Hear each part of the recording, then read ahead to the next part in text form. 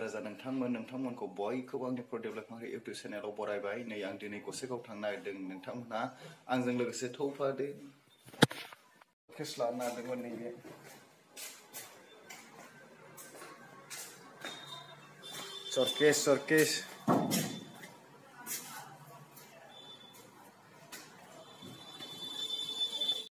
सरकेस लानो नागिरदों।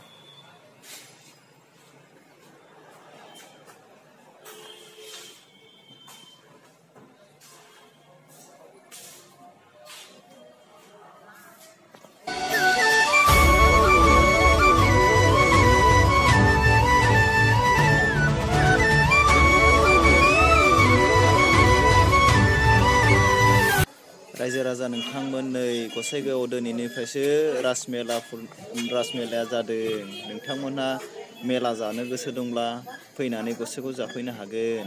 बायदि मैया बायदि गेलेग्रा दङ नै गाखोग्रा।